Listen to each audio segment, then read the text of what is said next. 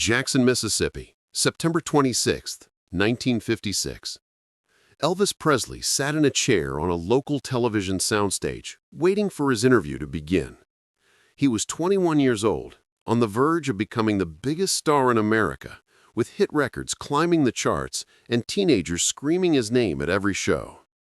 But the man sitting across from him, a television host named Robert Johnson, wasn't there to celebrate Elvis's success. He was there to destroy him. The red light on the camera clicked on. They were live. No tape delay, no editing, no second chances. Thousands of families watching in real time across Mississippi, Alabama, and Louisiana. Johnson leaned forward, smiled coldly, and asked the question that would change everything. "Elvis, let me ask you directly, on live television, for everyone watching at home, are you what they're calling you? Are you a lover of the Negro race?" The studio went silent. This wasn't an interview. This was an ambush, an attempt to force Elvis to either denounce black music and culture or destroy his career in the South. Elvis had three choices: laugh it off, storm off angry, or answer honestly, knowing honesty might cost him everything. What he did in the next 60 seconds would shock the host, stun the crew, make national headlines, and nearly end his career. But it would also define who Elvis Presley really was.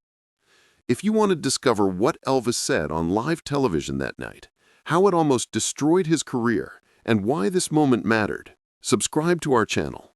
This story has been buried and forgotten until now. To understand what happened that night, you need to understand the America of 1956. The Supreme Court had declared school segregation unconstitutional 2 years earlier, but most Southern schools remained segregated. The Montgomery bus boycott was ongoing. Martin Luther King Jr. was just becoming known nationally, and the resistance to civil rights was fierce and violent. Rock and roll was at the center of a culture war. It was built on black musical traditions, rhythm and blues, gospel, the blues, created by black artists. When white teenagers started listening to black music, white adults panicked. They saw it as black culture infiltrating white homes, as the beginning of racial mixing. Religious leaders condemned it as devil's music. Politicians called it communist propaganda. Citizens' councils organized record burnings, and the artists faced harassment and threats. Elvis Presley was at the absolute center of this firestorm. He was a white kid from Tupelo, Mississippi, who had grown up poor in black neighborhoods, attending black churches, listening to black radio. The music he loved was black music. His style was heavily influenced by black performers. White teenagers loved it. White adults were horrified. Critics didn't just say his music was bad. They specifically called it Negro music. They accused him of race mixing. They said he was corrupting white children. By September 1956, Elvis was exploding nationally. But in the South, among conservative white communities, he was becoming a villain. The criticism had racial undertones from the beginning, and Elvis had tried to stay out of these controversies, not wanting to get dragged into political debates. But that was about to become impossible. The television appearance was supposed to be routine publicity. Colonel Tom Parker arranged it as part of a regional tour. Elvis would do a brief interview, promote upcoming shows, easy. The show was Mississippi Speaks, hosted by Robert Johnson, a well-known segregationist and Citizens Council member, who had been publicly critical of rock and roll. Parker should have known this was trouble, but he believed any publicity was good publicity. What Parker didn't know was that Johnson had specifically requested this interview with a plan: trap Elvis on live TV, force him to either denounce black music or culture, or expose himself as a race traitor to Southern audiences. The morning of the interview, Elvis seemed unusually quiet. Scotty Moore, his guitarist, noticed him staring out the hotel window at the white-only and colored-only signs. "You ever think about how messed up all this is?" Elvis said.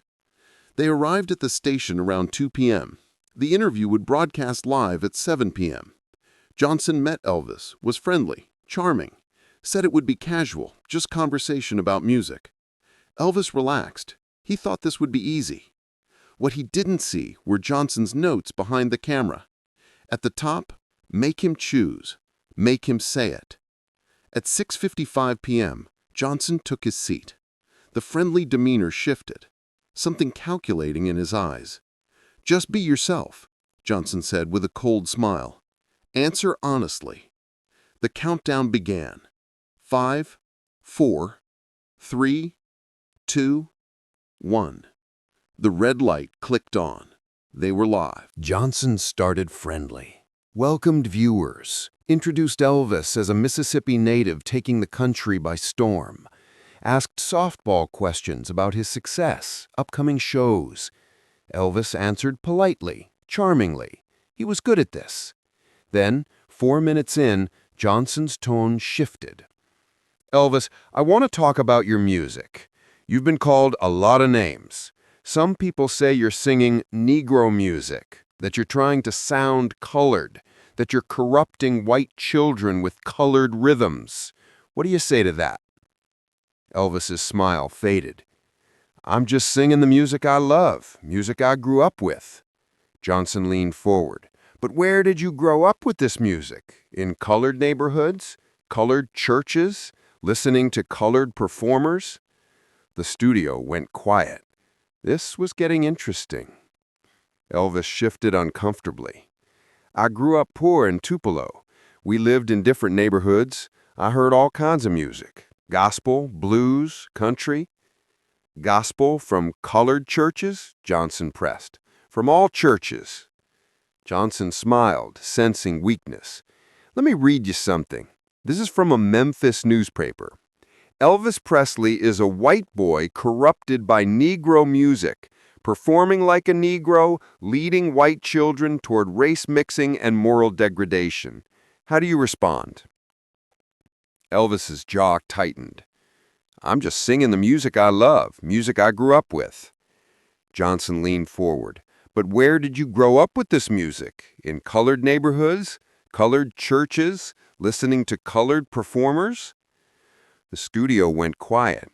This was getting interesting. Elvis shifted uncomfortably. "I grew up poor in Tupelo. We lived in different neighborhoods. I heard all kinds of music. Gospel, blues, country." "Gospel from colored churches?" Johnson pressed. "From all churches." Johnson smiled, sensing weakness. "Let me read you something. This is from a Memphis newspaper.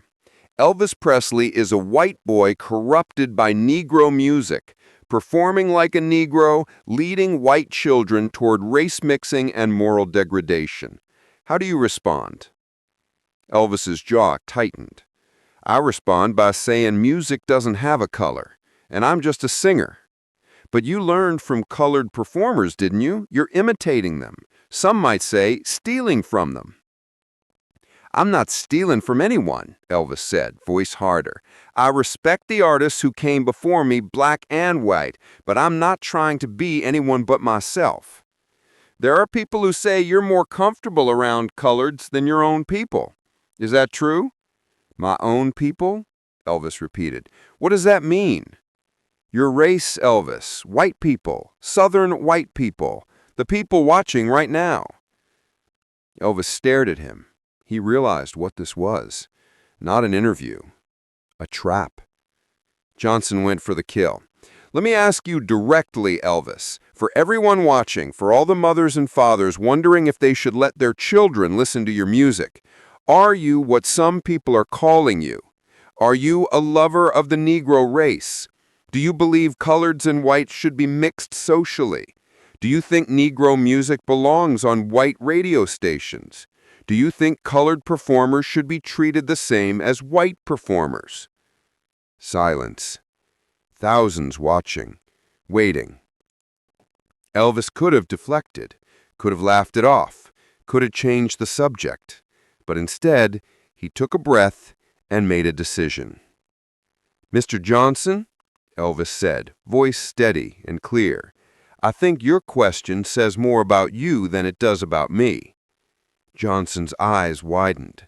Elvis continued, "You're asking if I'm a lover of the Negro race, like that's an insult, Like loving and respecting people who happen to be black is shameful. And I'm sitting here wondering what kind of person thinks that way. Johnson tried to interrupt, but Elvis kept going. I grew up poor. My family didn't have anything. The people who helped us, who were kind to us, were black and white both. I learned music from people generous enough to teach me, and a lot of those people were black. And the greatest singers I've ever heard, the most talented musicians I've met, many are black. And you're asking me if I respect them like it's a trick question? Johnson's face reddened. Elvis, I think you're misunderstanding. No, sir, I understand perfectly. You want me to say black people and their music are inferior. You want me to denounce the people who taught me, and I'm not going to do that. Camera operators exchanged glances. The producer gestured frantically. This was live, no stopping it. Johnson tried to regain control. So you're admitting you prefer Negro music, that you think they should be treated equally. I'm saying, Elvis replied, that music is music, that talent is talent, that people are people. And anyone who has a problem with that, anyone who thinks respecting black artists makes me a traitor, I feel sorry for those people. Johnson's face was fully red now. Elvis, I think you're a misunderstanding. No, sir, I understand perfectly. You want me to say black people and their music are inferior. You want me to denounce the people who taught me, and I'm not going to do that. Camera operators exchanged glances. The producer gestured frantically. This was live, no stopping it. Johnson tried to regain control. So you're admitting you prefer Negro music, that you think they should be treated equally. I'm saying, Elvis replied, that music is music, that talent is talent, that people are people. And anyone who has a problem with that, anyone who thinks respecting black artists makes me a traitor, I feel sorry for those people. Johnson's face was fully red now. Elvis, I think there are traditions in the South, ways of life that— Traditions? Elvis interrupted. You mean segregation? Treating people as less than human because of their skin? Those are the traditions you want me to respect? The most political statement Elvis had ever made, on live television in Mississippi in 1956. Johnson trod once more. Thousands watching right now are going to be disappointed to hear you talk like this. People who bought your records, who supported you. Elvis stood up, removed his microphone. Then those people should stop buying my records, because I'm not going to pretend to be someone I'm not. I'm not going to disrespect the people who made me who I am, just to make some folks comfortable with their prejudices. He looked directly into the camera.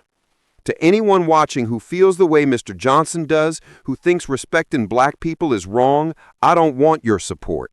I don't need it, and I don't want it. He dropped the microphone on the chair and walked off the set. The camera stayed on Johnson, frozen, unsure what to do. After awkward silence, he mumbled something about technical difficulties. The program cut to black.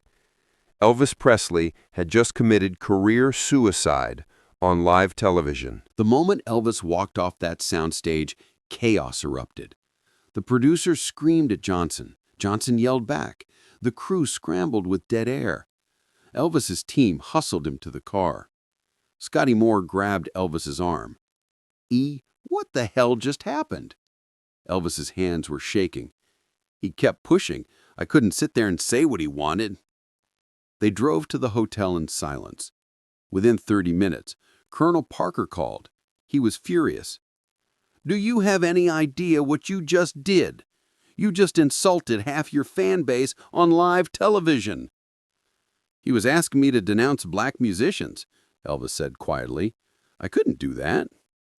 You could have deflected. You didn't have to make a political statement. Elvis was quiet. Then, maybe I'm not just trying to sell records. Parker's voice went cold. Then maybe you won't be selling many. The phones are already ringing. Southern stations are furious. They're talking boycotts.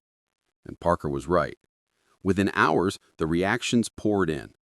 WDAA Memphis, a black station, called to say they were thrilled and wanted to interview Elvis. But WHBQ, a white station, announced they were removing Elvis from playlists. A Tupelo station said they were deeply disappointed and would no longer play his music. Churches across Mississippi and Alabama condemned Elvis. Baptist ministers devoted sermons to the dangers of race mixing, mentioning Elvis by name. Citizens' councils organized against him, pressured sponsors, venues, stores. But something else happened too. Black communities rallied around Elvis. The black press, previously skeptical of him as another white artist profiting from black music, suddenly saw him as an ally. The Chicago Defender ran, "Elvis Presley defends Negro music on live TV." Young people, black and white, responded enthusiastically. They saw his comments as honest, brave, saying what needed to be said. Letters poured in. About 60% supporting Elvis, 40% condemning. Some negative letters were vicious, filled with slurs and threats. One from Birmingham simply said, "Race traitor, you'll pay for this." National press picked it up. Elvis Presley's racial stand in Variety. The New York Times analyzed what it revealed about changing attitudes. For 3 days, Elvis stayed in the hotel, reading letters, watching coverage, trying to understand what he'd done. "You okay?" asked Scotty. Elvis shook his head. "Part of me thinks I did right. Part thinks I destroyed my career." "Maybe both can be true," Scotty said. Day 4, Parker called with numbers. Several Southern venues canceled shows.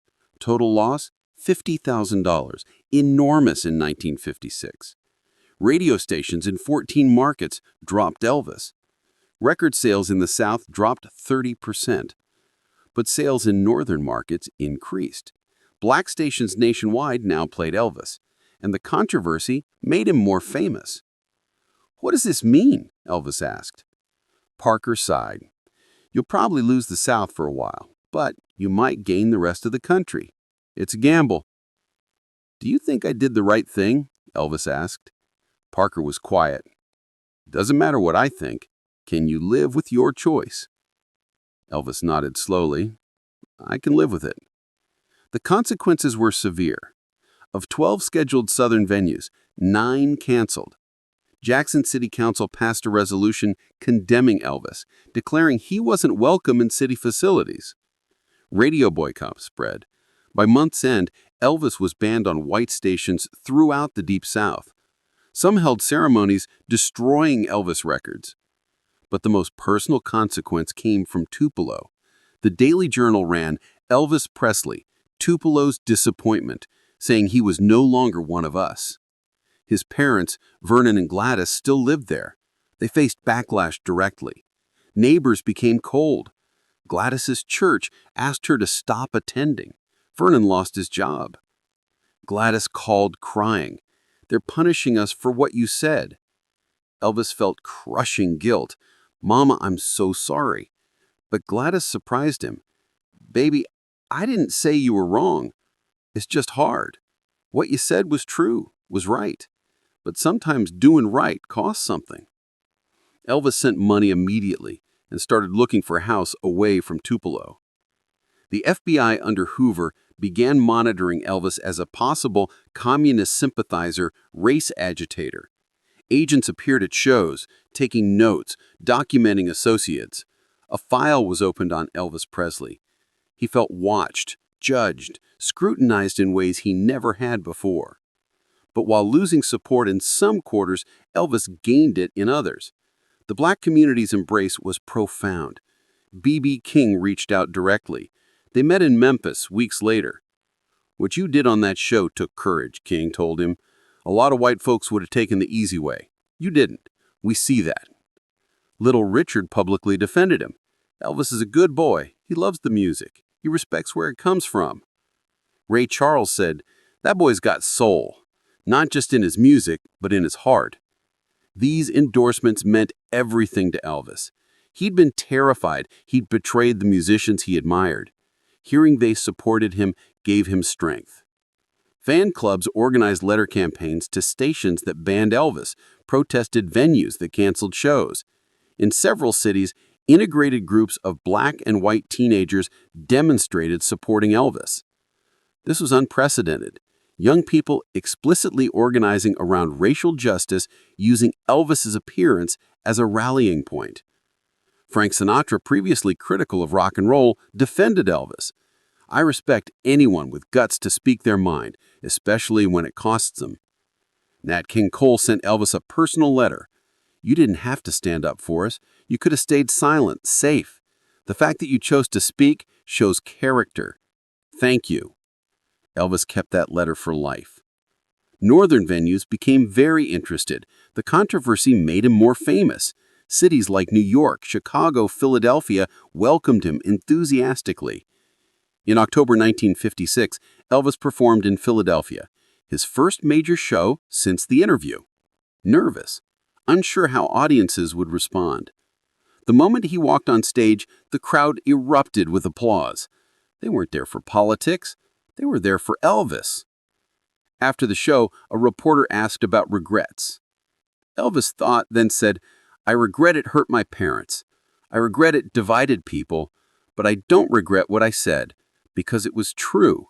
And sometimes the truth is uncomfortable, but that doesn't make it wrong to say." That quote was picked up nationwide, solidifying Elvis's reputation as someone with principles who wouldn't compromise values. The interview cast a long shadow over Elvis's career. In the short term, he lost the South to some degree. Some audiences eventually welcomed him back. Others never forgave him. But Parker eventually recognized the controversy enhanced Elvis's career, made him more than a musician, gave him depth, most importantly, gave him credibility with black audiences few white performers had. For Elvis personally, it became a defining moment he referenced throughout life. In later years, discussing his career, he'd point to that night as when he learned what his platform meant, what responsibility came with fame, what he'd sacrifice for principles. It established a pattern. When faced with commercial safety versus moral conviction, Elvis usually chose conviction. When he hired the Sweet Inspirations in 1969, facing death threats, it wasn't out of character. It continued what started in 1956. Black artists who supported him after 1956 remained friends for years. B.B. King and Elvis maintained friendship until Elvis's death. These relationships mattered deeply. But the interview also contributed to the burden Elvis carried. He became a symbol of racial progress to some, betrayal to others, and he never felt comfortable in either role.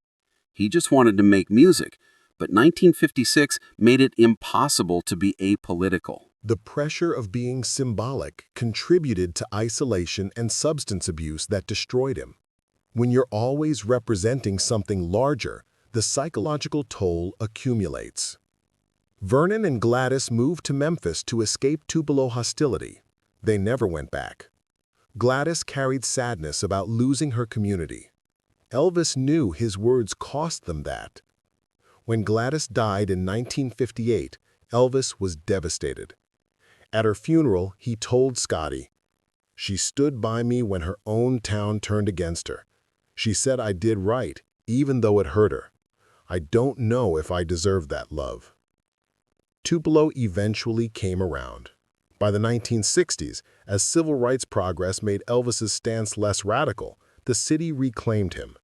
But Elvis never quite trusted it, never felt comfortable going back. In 1975, a journalist asked about the 1956 interview. Elvis was older, heavier, showing years of wear. But when he talked about that night, something shifted. "I was 21 years old. Didn't really know what I was doing, but that man wanted me to say black people and black music were inferior, and I couldn't do it.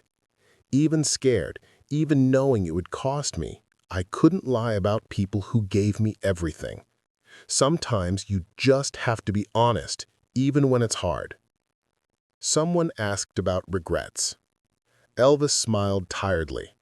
"I regret a lot of things, but standing up that night? No. That's one thing I don't regret." Less than 2 years later, he was dead at 42. But that moment in September 1956, when 21-year-old Elvis refused to back down on live TV, when he walked off rather than denounce those who taught him, remained a defining part of his legacy. The interview footage was lost for decades, but audio survived. In 2003, partial video was discovered in a private collection. When digitized and made public, a new generation discovered what their grandparents witnessed live. Young people were struck by how young Elvis looked, how nervous and how brave despite that nervousness. They heard Johnson's trap being set, then heard Elvis refuse to spring it. "I think your question says more about you than it does about me." That line resonated across decades, became a meme, shared on social media, quoted in articles about standing up to bigotry. The interview became a teaching tool. History classes studying civil rights would watch and discuss what it revealed about 1956 America, about how music challenged segregation, about courage required to speak truth to power.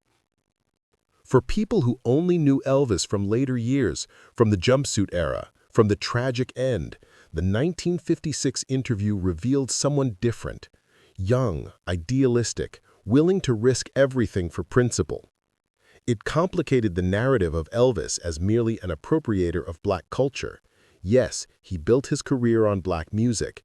Yes, he achieved success many black artists were denied.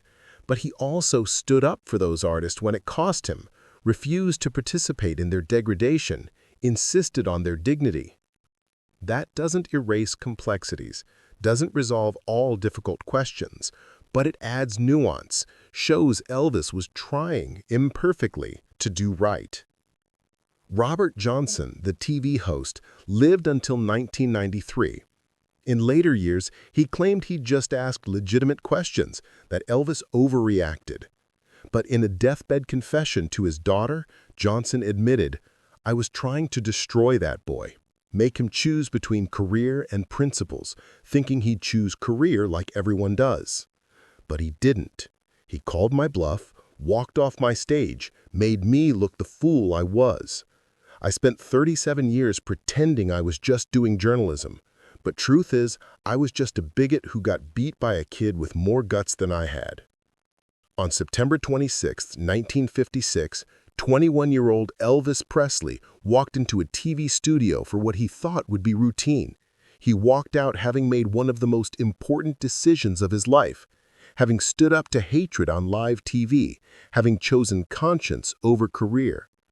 He lost money, lost venues, lost hometown approval, caused pain for his parents, made life complicated. But he kept his integrity, honored the people who taught him, refused to participate in their degradation, and 70 years later, we're still talking about it, still learning, still inspired. Because courage doesn't expire, truth doesn't become less important with time, and the choice to do right, even when costly, even when scary, even when you're just 21 facing down a hostile interviewer on live TV, that choice matters. It mattered then. It matters now.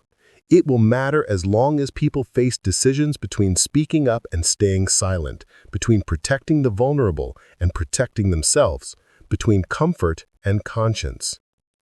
Elvis made a lot of music in his lifetime, but on September 26, 1956, he made something more important. He made a stand, and that stand defines what it means to use fame for something that matters.